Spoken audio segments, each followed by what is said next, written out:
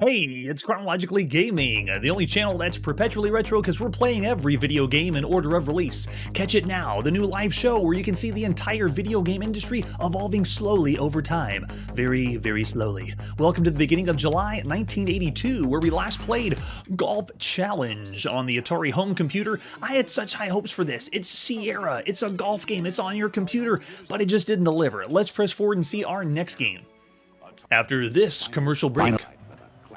Qualified for the classic, the Grand Prix. Grand Prix by Activision, a video racing game you play on your Atari video computer system. Get psyched. Every video racing game till now was a trial run for Grand Prix.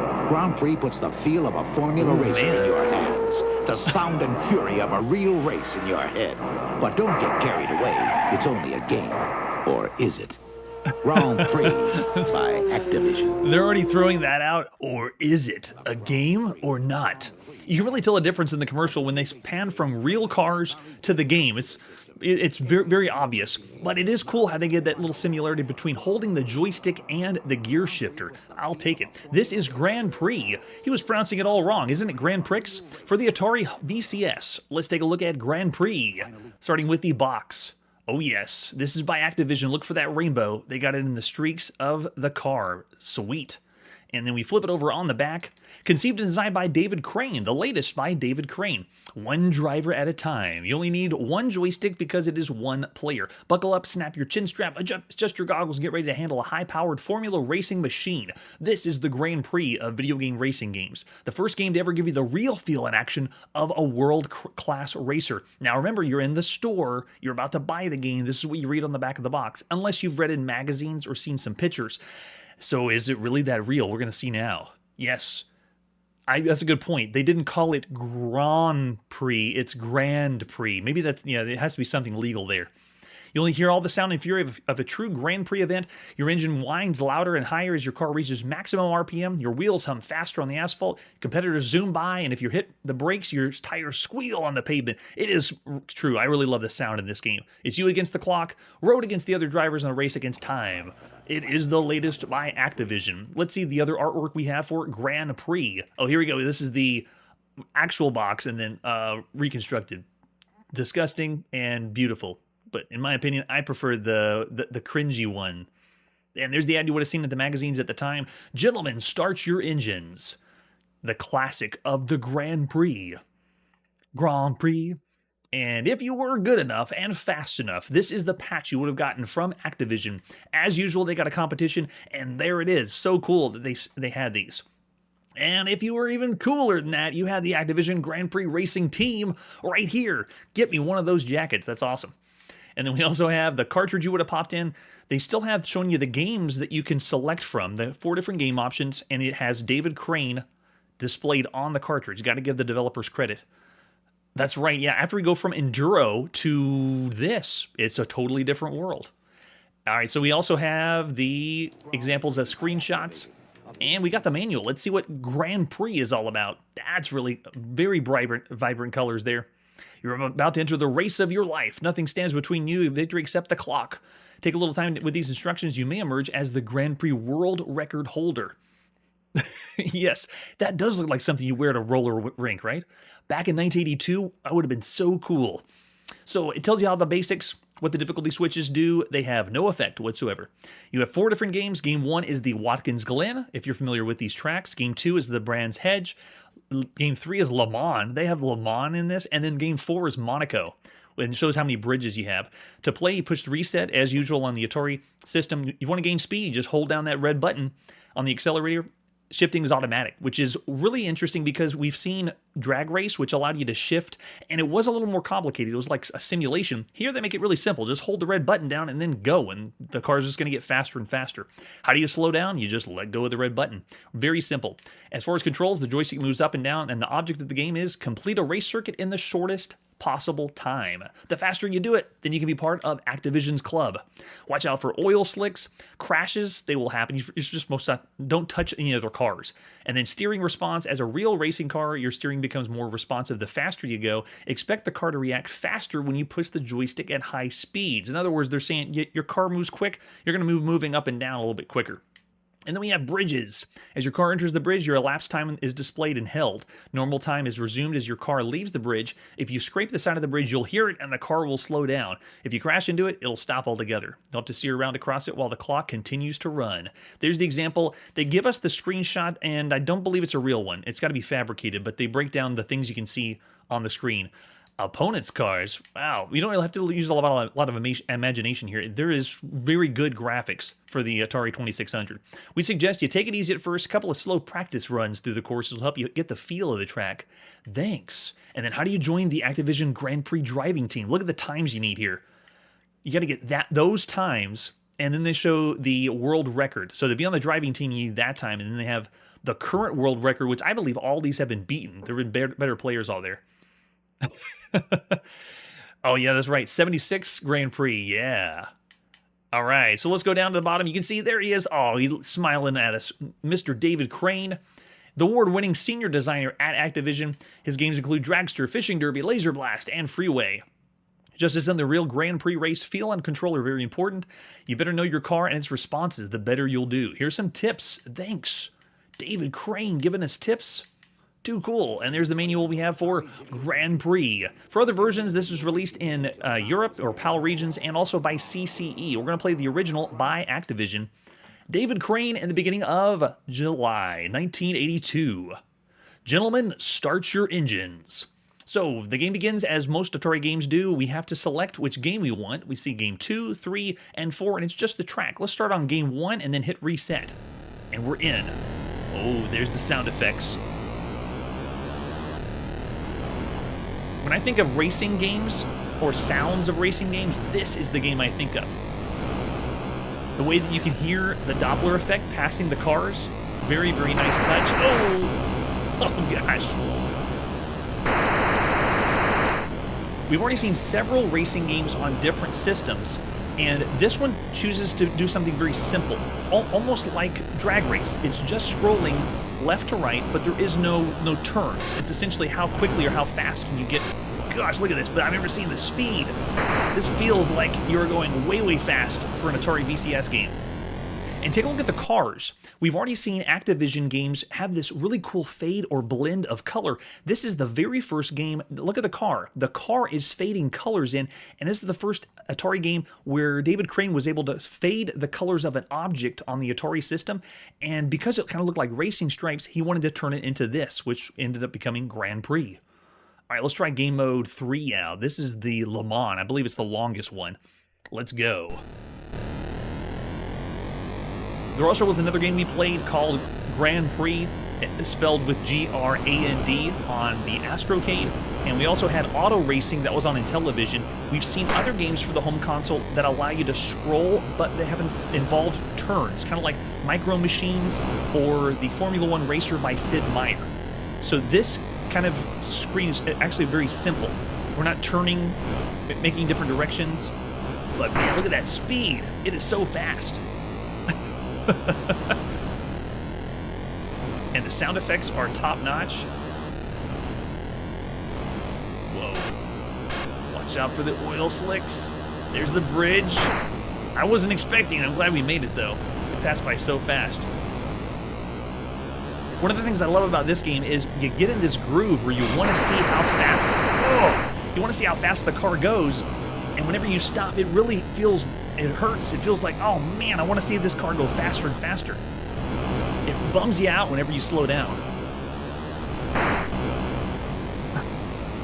And freaks you out. You got that flash on the screen. I don't know if they did Venetian blinds or not. That'd be awesome. Oh, that's right. You can also pull back on the joystick to get a little break there. There it is. So we got a second bridge. It should be coming up soon. Nope, not there. I was trying to stay in the middle for the bridge. Love the sound effects. There it is. There's the second bridge on the home stretch. I didn't know the Le Mans was this easy. It's just one straight shot. Man, it sounds so cool. As far as gameplay, though, all I'm having to do is move up and down. If I move to the right with my joystick, it doesn't do anything. And the gear shifting happens automatically. Just hold the red button down. And when you want to slow down, just let go. So it's more of a dodge game. Can you dodge the cars and avoid obstacles? Oh, I see the tech demo. Gotcha. Yeah, we haven't. I'm not familiar with that one. We haven't been checking out demos because we already have enough video games on our plate to check out. But yeah, I need to see that.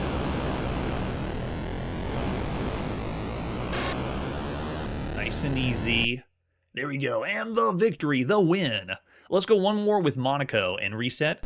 This one's a little bit longer. This is the hardest track, and this is only a one-player game. We've played games that allow for 2 people to drive at once, but the video game is more, the racing game is more of like a sprint variant. It's a top-down. You can see the entire track. Oh, they trapped me in there. And so there's no scrolling. Everything's displayed on one screen. This one gives you a real sense of speed, more than any other console game that's out there. Even the one we played on the television that allows you to scroll around the screen, it doesn't feel this fast. It's a snail's pace compared to this. That's what it feels like. Gosh, or that's in the psychedelic tunnel at the end of 2001. It's flipping me out with all the flashing. Okay, there's our first tunnel. All the cars you see are random, so there's nothing you can memorize. Anyone that's gotten the world record or were part of the program that Activision put together, you were just lucky to be able to get to the end. You weren't memorizing where the car locations were. Really nice animation on the wheels, too. We've seen far better on the home computer, but as far as the console, driving games, there's not too many to compare to. This one is different, and it works really well for the VCS. Let's go.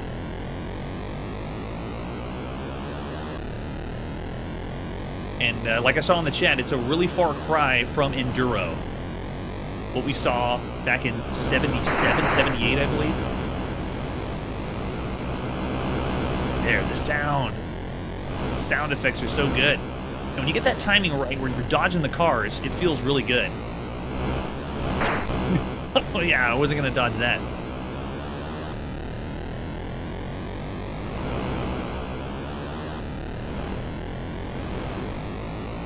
It goes so fast, it almost feels like it's glitching out.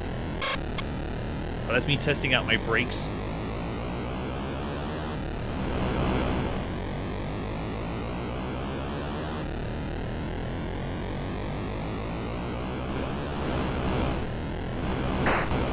Wow. That's a good point. It has simple gameplay, so it's not extremely detailed. It reminds me of another David Crane release, Freeway, where you're having to cross the street as a chicken, and it had gameplay really similar to some arcade games we played in the 70s. This one's very similar to another arcade game we played in the 70s where you essentially just had to dodge the traffic. In a way, though, they've just been doing racing games that same way. Like even Turbo by Sega, which would be the really cool scaling or beginning of scaling in arcade games. Turbo still was essentially, you're just dodging the cars. It was just from a cool viewpoint to make you feel like you're in the race. So there you go.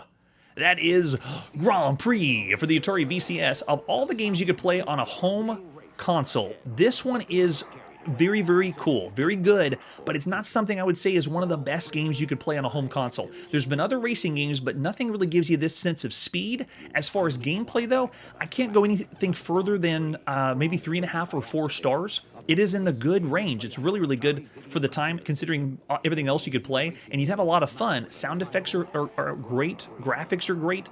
So for Grand Prix, I'm going to go with 4 stars. Go ahead and throw your ratings out now on the Atari VCS. I remember fondly playing this one, listening how good the sounds are and how good it felt to go really, really fast on a game for the first time. Yeah, Amanda's throwing out 4 too. It is a lot of fun. Very well done by Activision. And with that, let's see our next game. It's time to go to the United Kingdom and play the Sinclair ZX81. This is Hitchhiker. Let's take a look at Hitchhiker. This has nothing but some screenshots, no box or any other artwork. I believe we have 2 different versions. Let's pop in the cassette tape and play Hitchhiker. Oh yeah, that's a good point. If you think of all the games overall and all the racing games, I would say 3.5. But yeah, 4 for consoles, since we're doing consoles only. All right, let's run this sucker. Hitchhiker is what I thought was the very first video game to ever reference Hitchhiker's Guide to the Galaxy, the book series by Douglas Adams. But it turns out that there was a game back in 1981 for... Did we just crash the game? I think we did. Darn. Oh, I'll try it again. So there was a game back in 1981 that was type-in for the Commodore PET that was based on Hitchhiker's Guide to the Galaxy. Infocom was not the first one to do it. Whenever I do this channel and get into the research, it blows my mind what I think is out there. I thought Hitchhiker's Guide to the Galaxy was the first one, and that was it. But no.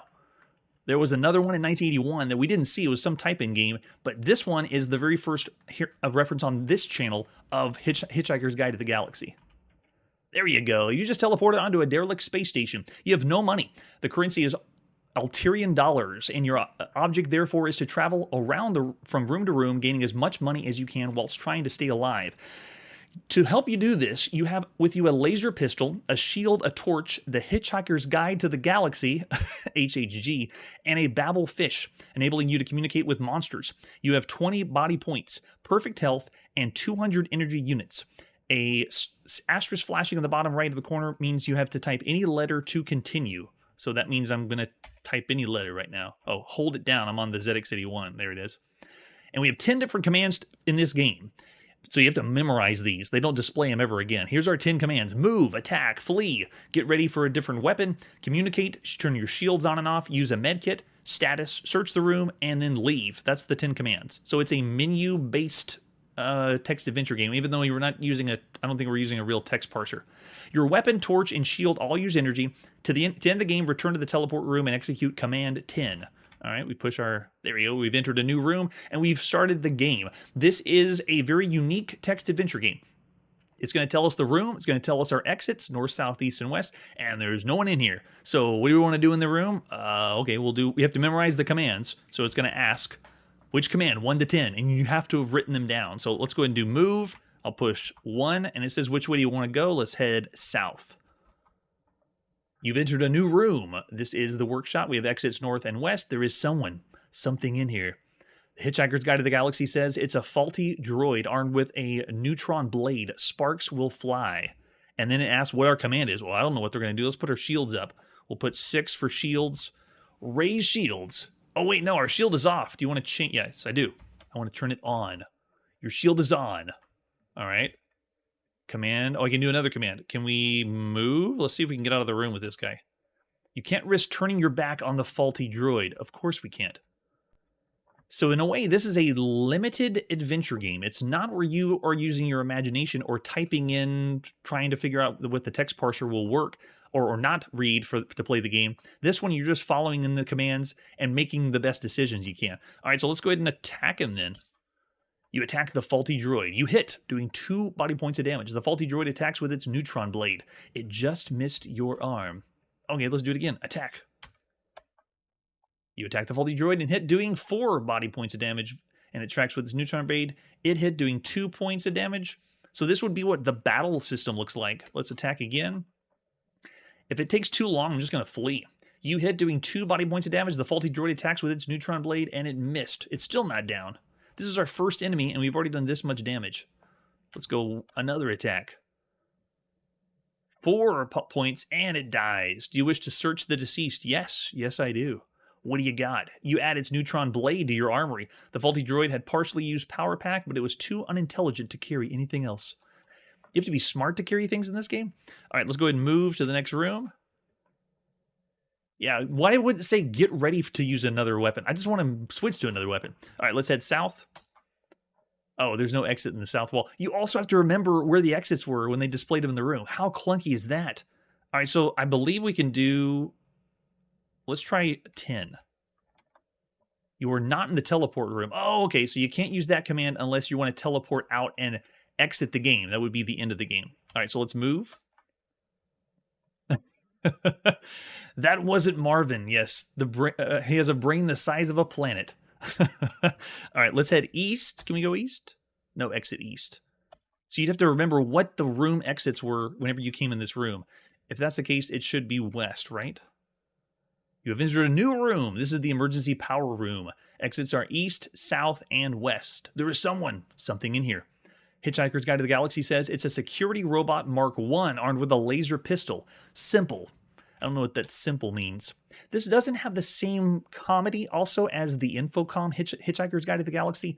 That was one of the best reasons you would play the game. This one, though, it's obviously the first one we've ever seen. It's not the Infocom one, but that's really not the whole idea. Even if this was a normal text adventure game without as much comedy, this kind of menu-based game is just, it's very bland. Yes, thank you. Keep throwing out as many Hitchhiker's Guide to the Galaxy references as you can. Okay, so we got different room. Let's go ahead and search this one. Can we do search? Will it let us? You can't search with the security robot, of course. All right, let's try to flee then and see what happens if we try to run away. Let's do Runaway. You flee through the west wall. So we're in the next room now. You've entered a new room. This is the workshop. Oh, we came back where we were before. Are we back with the same? This is, oh gosh, we have someone else here. A Damogranian warriors armed with a laser rifle. Stay away. That means we should flee again. Let's run away. If we try to run the other room, what happens? You try to flee but fall over. The Damogranian warriors attacks with its laser rifles and does 2 body points of damage. So they almost incorporate very light role-playing elements in the game, but to tell you the truth, even though this is menu-based and it is on the ZX81, which, by the way, look on your keyboard if you have it in front of you, the ZX81 keyboard is not the most ideal. Even on my modern keyboard that I'm playing on now, you have to push and hold, like get it to, please understand that I'm pushing a key, because it takes a little bit of time. So it's very clunky, and then we have this menu-based system that really doesn't make it a very enjoyable system. And you have to memorize the system and the rooms you're in. We played other text adventure games that allow you to see the rooms and exits, lots of different quality of life. This one's almost like a far step backwards playing Hitchhiker. So of all the games you could play at the time, especially for the home computer, I'm going to say this is down really close to the broken or bad range, just because the mechanics in the game are bad. So I'm going to say 1 star for Hitchhiker. While it is the very first reference, there's a better way to implement this kind of game on a home computer, and we've seen it. Oh, and the font, that's true. It was very clear to read. Yes, it does look really good. Nice shout out there. Oh, that's right. And the original radio was 70s, or was it even before that when they did Hitchhiker's Guide to the Galaxy? I know it's way before my time. That's nice. Oh, as a book. We'll rate the books here too. No, not really. All right, so that's Hitchhiker. Let's see what's next. We are still in the United Kingdom. This is the Acorn Atom. Oh man, prepare to cross your fingers and toes and see if the game loads. This is Hyperfire.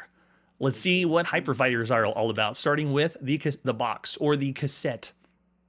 This is by Program Power. Now, notice how it says the name of the game typed in. Program Power and some other games we've seen for the Atom were like this. It looks not the highest quality computer release. And then do we have any other artwork for Hyperfire? We have the cassette that we're going to play in. It doesn't even look like the real cassette. Someone uses the cassette for us. Late 70s, nice. Oh, too cool. All right, here we go. Let's try to play some Hyperfire for the Acorn Atom. This is by C. Thompson of Program Power in the beginning of July 1982.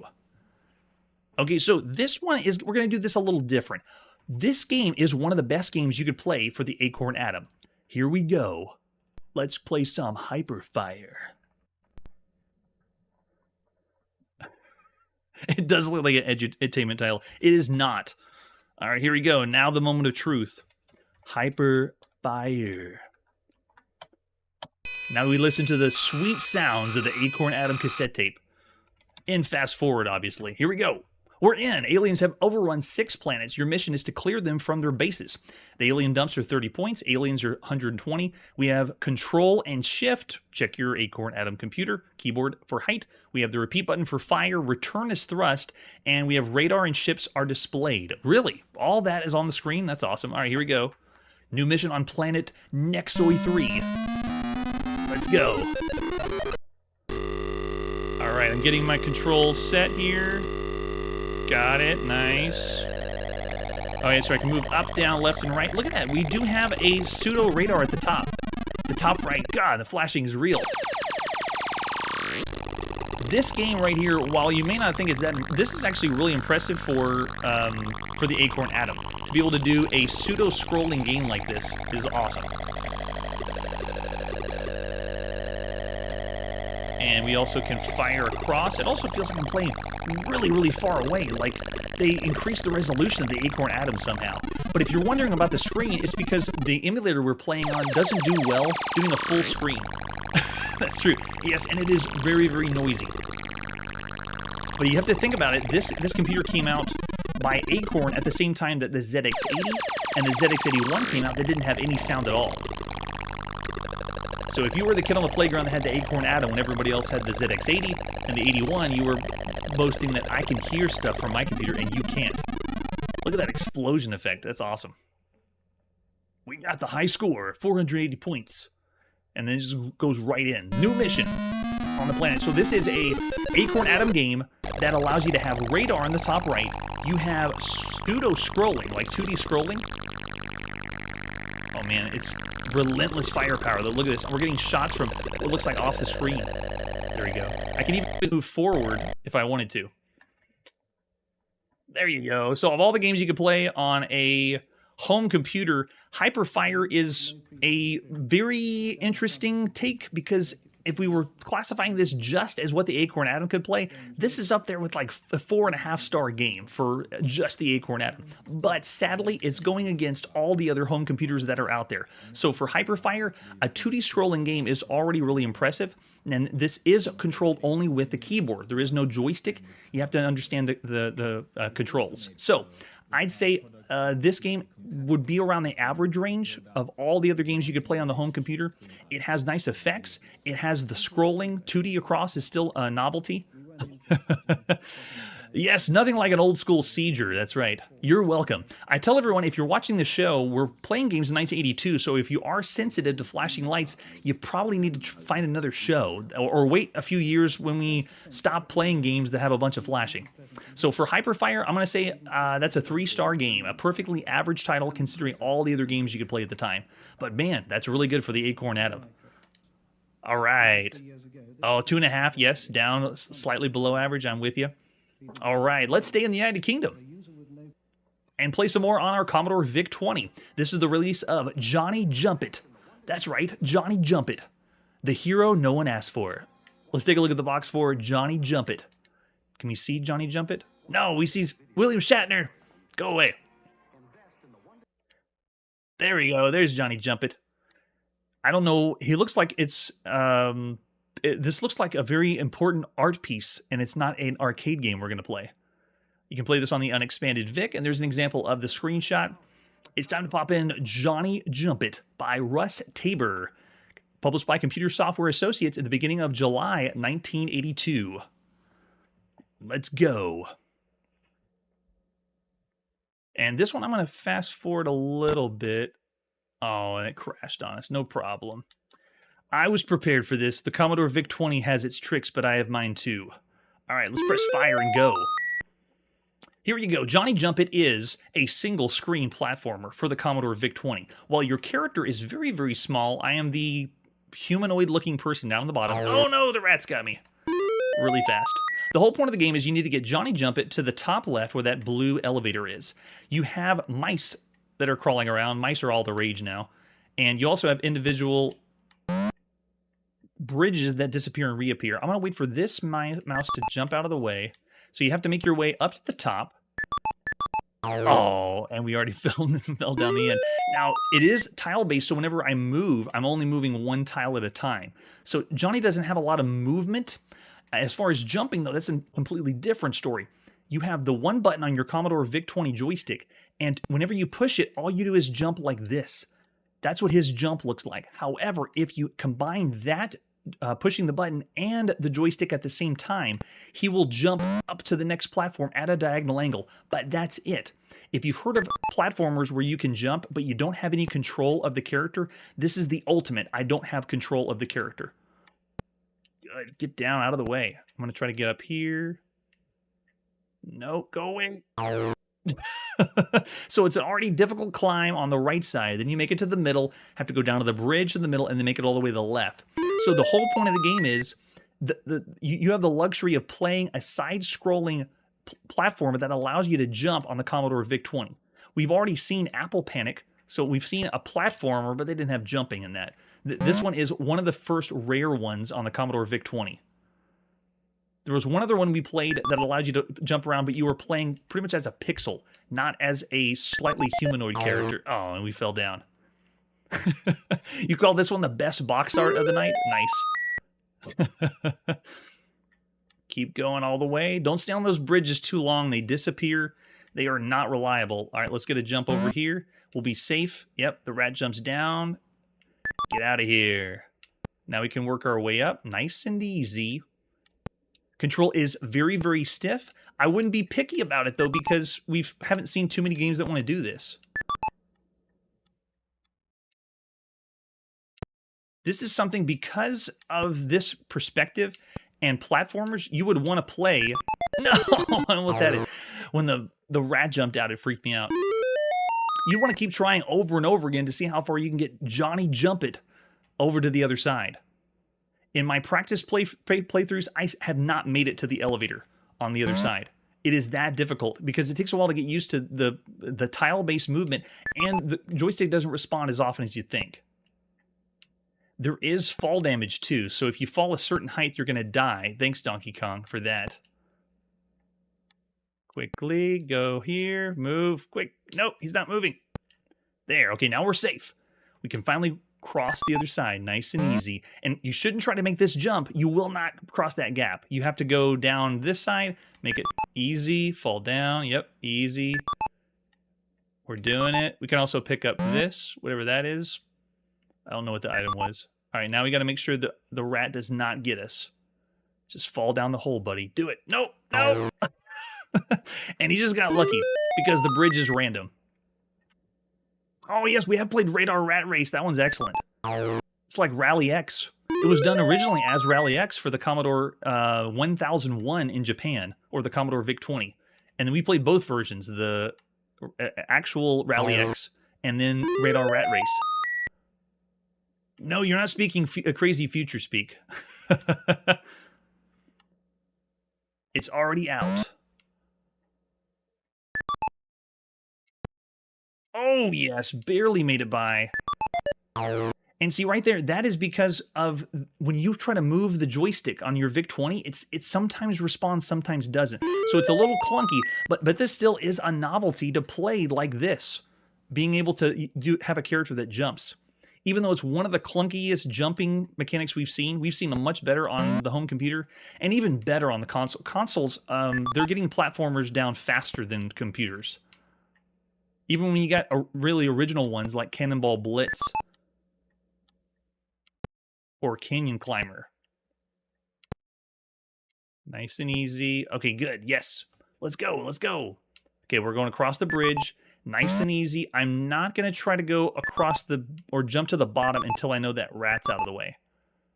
Because once the rat dies, it immediately shows up at the top. Look at that. So you got to make your way really fast.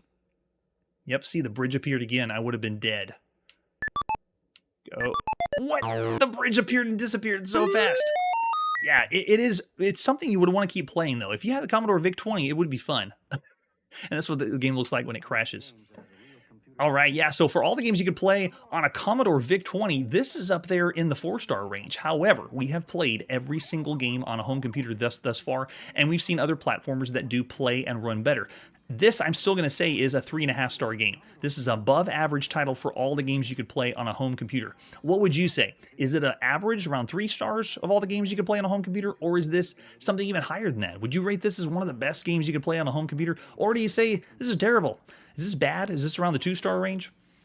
That's where the comments come in. Yes. Yeah, I would say slightly frustrating, but I can't really make that the draw because I still had a good time playing it. I wanted to see what was on the other side and if I could do it. Meet the challenge.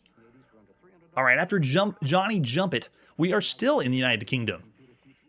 Still on our Commodore VIC-20, and this is Jumpin' Jack. Let's take a look at Jumpin' Jack, starting with the box. Jumpin' Jack. I guess we're playing as the frog, right? Cross the busy road and treacherous river to get Jack home. Multicolor high-res color. Why does everything say high-res? No one really knows what high-res is at the time. For unexpanded VIC-20, color computer with joystick or keyboard control. We don't have any more information for Jumpin' Jack. Aside from that cassette we're going to pop in, let's play Jumpin' Jack by Livewire Software at the beginning of July 1982. Oh, Punk Rock's going 2 or 3. Yeah, I can see that as well. The platformers, though, are so hot right now. It's a different experience, and it's fun to play, being able to move around and jump. That's right. You bet it is. Let's see, do we get any... Now, this is kind of interesting. See the screen right here? Wouldn't you think the game's frozen or crashed? There isn't any fast loading or animation around the outside like you're familiar with on Commodore 64 yet. There's only a few titles, but this here looks like the game's crashed. Like there's nothing happening. Oh. You would just have to know to wait, and now we have the ditty.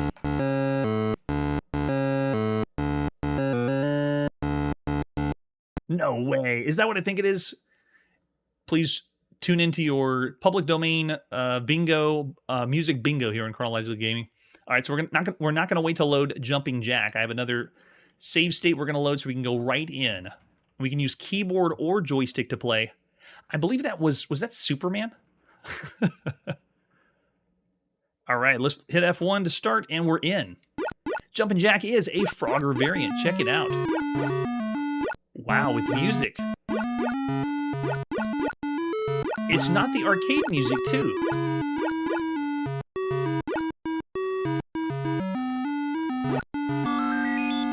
This plays really well for the VIC-20.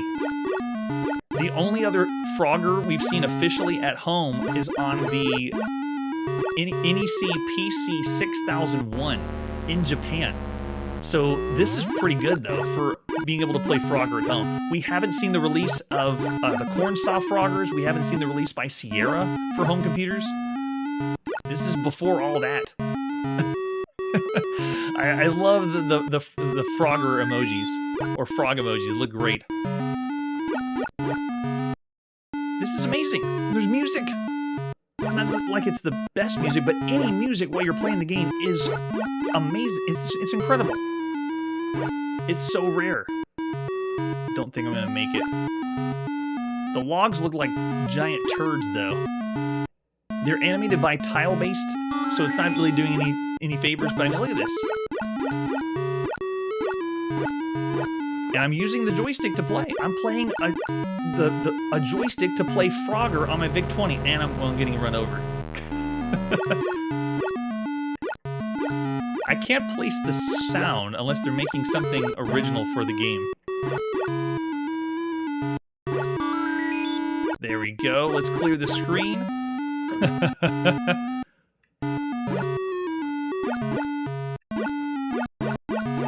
And this was in the United Kingdom, so this would be a real treat. There it is. Oh yeah, we got the car speeding up for the next level. You can hear the sound effects of the car revving up. There's no animation for Frogger, or I'm sorry, Jumpin' Jack, but the gameplay works. The only other Frogger that you could play at home, or any kind of Frogger to play at home, was the best one we've seen so far is Pacific Coast Highway. If you haven't heard of that or seen that one, check the links down below for the games we've already played. Pacific Coast Highway is a 2-player simultaneous Frogger game that you could play at home before the official Frogger showed up. It's so cool. Look at this. Music and Frogger, that's awesome.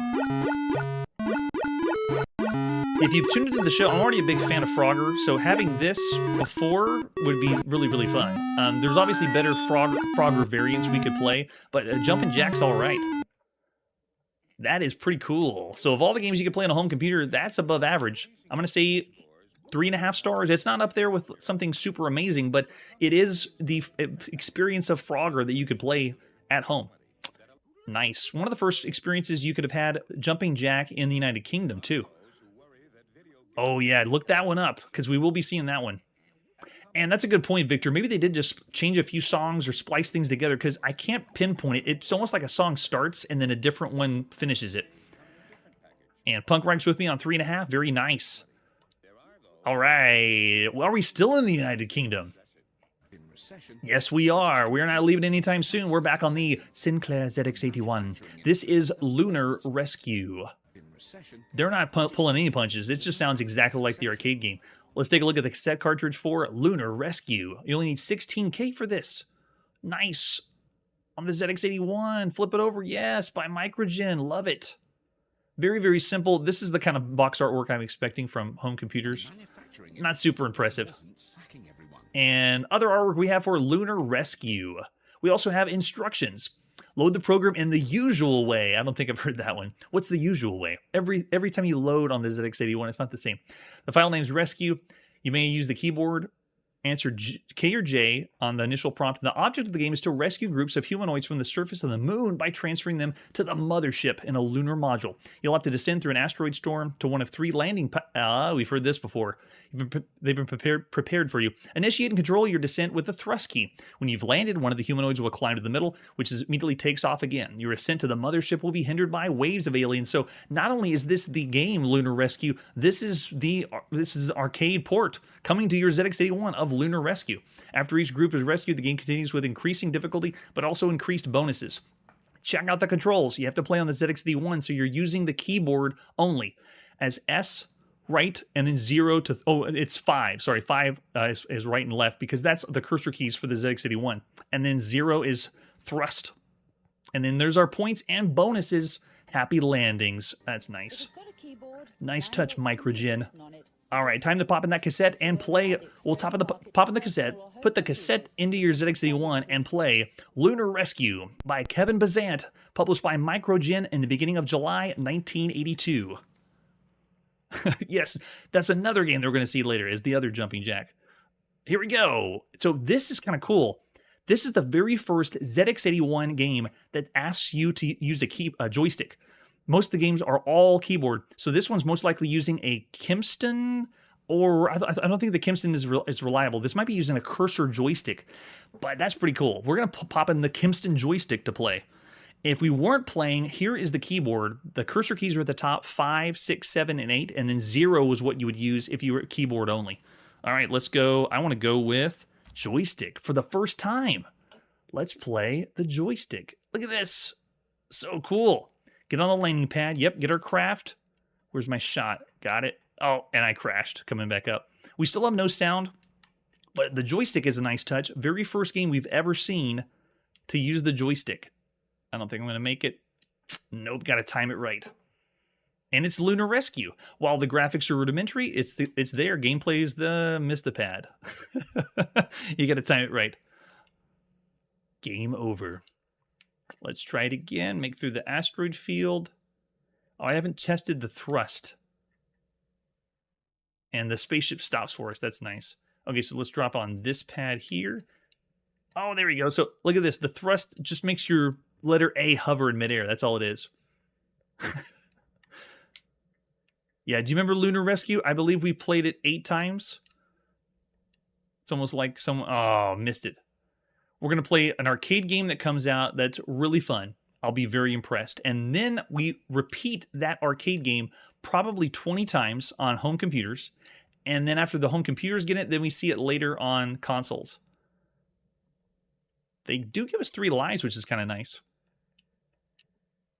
But look at this. The thrust, I'm just holding down, and all it does is hover. You can see on the top right, there's my fuel. So does fuel use up shots? Let's see. No, it doesn't. Okay. And then go for the next one. Now, if you were a owner of the ZX81, this would be a very fun game to play. It wouldn't hold enough attention compared to the other releases we've seen, but I say the biggest thing this has going for it is it's the first one to allow you to use a joystick. If you weren't one of the rare people that actually had a cursor joystick here on the to play on the ZX81. That's what's bumping this up. Otherwise, I'd say this was a slightly bad game or poor game. That's true. Lots of strobes. If you are sensitive to that stuff, close one eye. I don't want anybody having problems going back to 1982. So this is Lunar Rescue. I'd say of all the games, if it didn't have the joystick, I'd just say 2 stars. But because of the joystick control here, I'll say 2.5. It's still around pretty average, all the games we've seen up to this point. Slightly below average. All right, and with that, let's see what's next. It's time to go to the arcade and play Macho Mouse. Let's see what Macho Mouse is all about, starting with the artwork. If you were getting an advertisement flyer, it's really not an advertisement flyer. This is a conversion kit. Macho Mouse was an original arcade system, and you turned your arcade system into Macho Mouse. So you added, you can see the marquee there, the control panel. You created Macho Mouse by Techstar. I believe this was the conversion kit for another game we saw by Taito called Super Mouse. So if you want to see the links down below, Super Mouse, very similar graphics and very similar intro. And I think that converted this to Macho Mouse. And there's the cabinet. If you did put all the pieces together, oh, that's not even a full I think they only did the control panel. None of the other stuff is there for Macho Mouse. Notice how the sides don't have anything because it converges. Oh, we got a fan. Yes.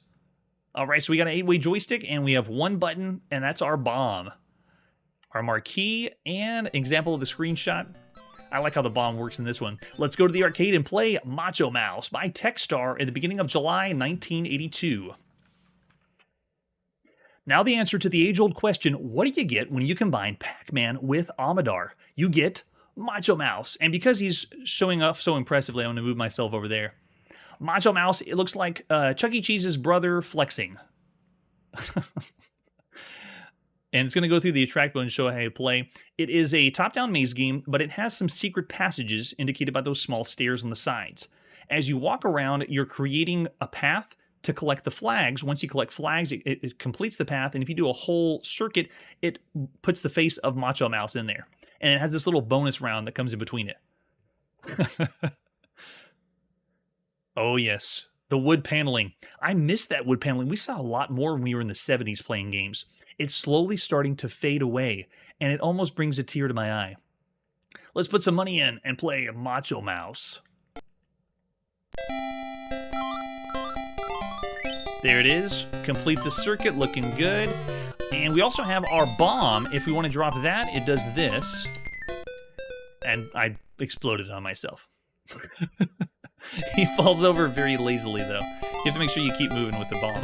There you go. So the way the bomb works is, it is a remote bomb. So you can push the button once to drop the bomb, and then when you decide, you push the button again and it explodes. So nice touch. Oh, they trapped me in. They got me. That's true. It's the reverse of Pac-Man. At least I'm not dropping the pellets constantly behind me. It's only whenever you collect the flags, so if you get as far as the flags, then you're good. Look at that, it even captures and clears the grid away. We're on a roll! We are the Macho Mouse. Yeah, that's right.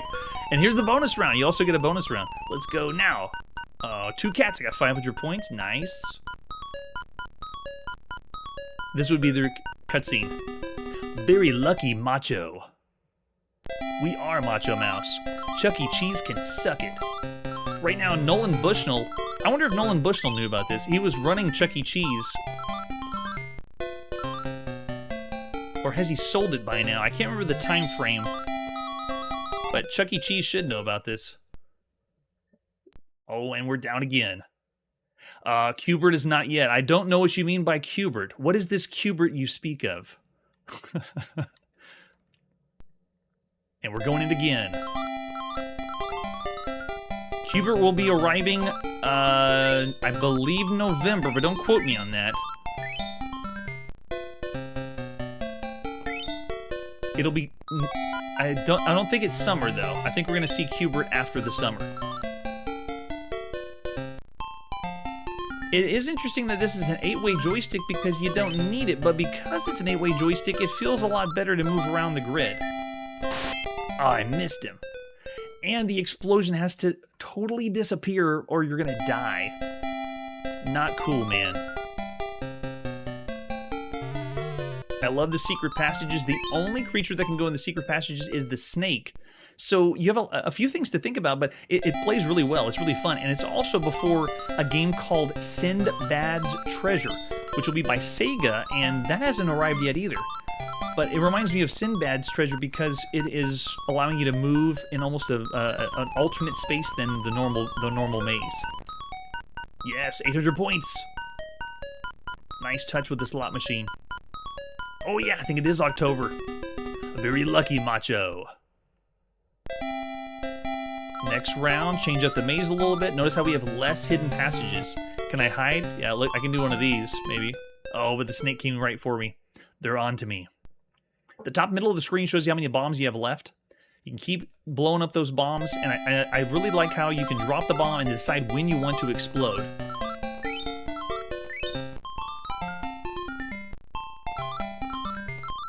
Yeah, very nice. That's also what makes it easier, a little more fun. Oh, that cat, he totally got me. Not so macho now. Oh yes, Pixels. You're talking about the Adam Sandler one, right?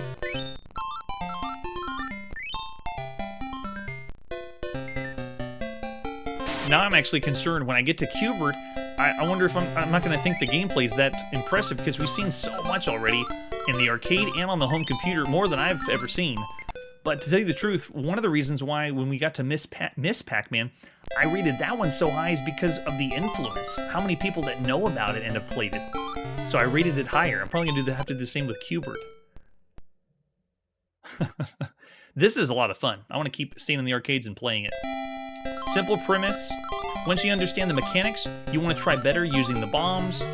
You realize whenever you die, it's because you didn't do something intelligently. You didn't look ahead, you didn't see where the enemies were, that kind of thing. Look at that. That's how you bomb them. Now we're playing like a true Macho Mouse. Okay, we'll slip by there. The cat's coming down. And I like how you can capture, too. Got that one, yes. 2 cats going down. Oh, the snake. Oh, that was the last flag. Is that our last life? Okay, we can still go up and get it. Quick, quick, quick. Take him out. Now, while we've seen more impressive arcade games, this is still a really good one. Combining multiple games together, that's how you got to get ahead right now. Or try something futuristic like Zaxxon. Zaxxon was like we played a game from 1985. It was awesome. That's true. Maybe there is. All right, so that is Macho Mouse on the arcade. All the games you could play up to this point on the arcade, it's up there. It's a very, very fun game. I like how it combines multiple things we've seen before on separate games, but puts them all together in one. I'm going to go all the way up with 4 stars for Macho Mouse. Executes and plays really fun. It's not up there like with all the Golden Age arcade games, but still great. Let's see, we got a 3 from Errol, 4 Punk Rock, very nice. Yeah, play it for yourself. I think the choice doing the 8-way joystick, because it's a conversion kit, makes it a little bit easier and smoother, almost like I'm playing Pac-Man whenever I go through the corners. Yeah, and we get the slots to gamble, that's right. All right, after Macho Mouse, let's see what our next game is. We're back on the Atari VCS. This is Marauder. Let's take a look at Marauder, starting with the box. Oh, yes, I've been waiting for this one. We've already seen Marauder on the Apple II and the Atari 800 computers by Sierra Online, and here it is ported to the Atari.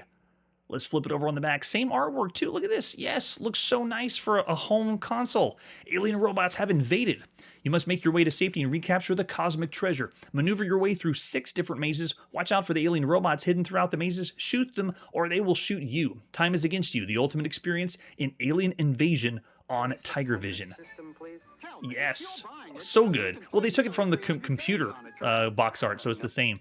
Let's see the other artwork for Marauder. So this was ported over by Tigervision. That's why they're all over the place, but it's essentially the same game that we saw on the home computer. This one is the back of the European box, and then we also have the ad you would have seen in Europe with along some other ones by Tigervision. I think we haven't seen any. This is the first one. This is the very first release for the home console by Tigervision. Look at the ones coming. Threshold, Jawbreaker, those are all great. King Kong, that's another good one. There's the cartridge. Notice how it's a different color than the usual ones you expect on the 2600. Nice touch. Then it's because of its new low price? Yes, that's right. This one has a different one. Let's take a look at the manual for Marauder. This leaves out the beginning, and when you play it on the computer, you have an opening, and then you go down in the base, but this is just inside the base. You've landed on an alien planet, penetrated the enemy base, defending by armed, attacked robots. Your mission is to find your way to the heart of the base and destroy the power center of the enemy's weapon system. Robots pursue you through the halls and corridors from room to room as their sensors detect your presence. They fire at you from all corners. It's a race against time to find the power center as you shoot back, defending yourself against the onslaught. Use the joystick. It's only one player. Make sure the console unit's turned off and choose your game selection. It shows you down at the bottom what the game selections are. When you're ready to play, you hit the reset switch, get your controller, and you can move all around, almost like you're playing a Berserk game, which hasn't officially come out yet on Atari. And you can also move diagonally and fire. And then we also have the gauge down at the bottom showing you the power center of the enemy base before it runs out. You have to destroy the power center, find it, destroy it, and then you go to the next level. You start the game with 3 Marauders. When your 3rd Marauder is killed, the game is over. The number of Marauders remaining displayed on the left side of the TV screen. Every time you find and destroy the power center, you're rewarded an extra Marauder. And the robots. When you start the game, there's 4 enemy robots that are going to be positioned in each of the 6 rooms of the base. The robots won't be visible when a wall lies between them and the Marauder, so be careful. You may turn a corner and find yourself face to face with one. If you leave a particular room without killing all the robots in that room and then return later, the robots you had left will still be there, though they will have moved around. The power center room is an exception, however. If you leave that, the robots come back. And there's even in some rooms magic armor. They added this for the home console version. Yes, I started in 1971 playing every game in order of release, and here we are in July of 1982. Oh, LJN. Who was the LJN? I'm going to say Apollo was the LJN of the 2600. And we also have different levels of difficulty, and we'll explain those down below, how the scoring works, and then color and black and white switch is not used. So there you go. The switch of difficulty is just giving you how fast the robots go. And that's it. Thanks, Tiger Vision. For other versions, this was in PAL regions as well as in North America, NTSC regions. Let's pop it and play Marauder by Tiger Vision. Rourke Reigant ported this over from Online Systems, published by Tiger Vision. And here's how the game is played. I'm going to do game mode 1 and hit reset. This is just the second mode. Do we get the armor? Oh, we got the magic armor. So lucky. That's awesome. So the way this game works is it's only the mode that was after the first part of the game. So whenever we played it on computers, you had a whole section before this, landed on the planet, and then went in to blow everybody up. But it still employs the same mechanics. Notice that the robots don't appear until you go around the corner. Watch. Oh, there he is. And if I go around, he's going to pop around. So it has a slight stealth mechanic as you make your way around. So I don't know who's going to be here. Looks like I got the 4 robots there. So as long as they're in your line of sight, they show up on the screen. Really, really cool idea. And control and movement, feels even better than the computer. Probably because we're playing on the 2600. But look at this. So cool. So moving room to room, very similar to Berserk, but you have this objective. Yes. And you find the core, blow the core up, and then you move on to the next level. You got slightly different enemies. Oh, there's our armor. Go, go, go. Got it. But what really sets this apart is how you can't see around the corner right there. And you got to use a little bit of stealth to make your way around. Nice to say. I like that. Atari was its own LJN. That's awesome. I'm more familiar with LJN. It is the obviously Angry Video Game Nerd has made fun of it. It was the downfall of several people's games on the Nintendo Entertainment System. But I'm just talking crazy talk. I don't know what the Nintendo Entertainment System is. That's years away. Where is the power core?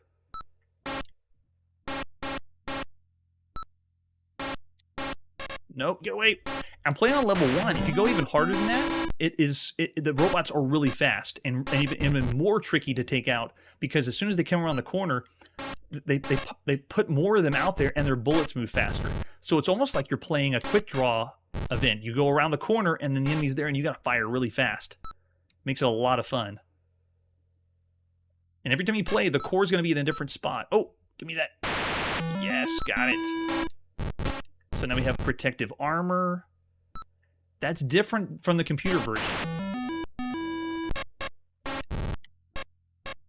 Alright, so this one, don't miss out on this one.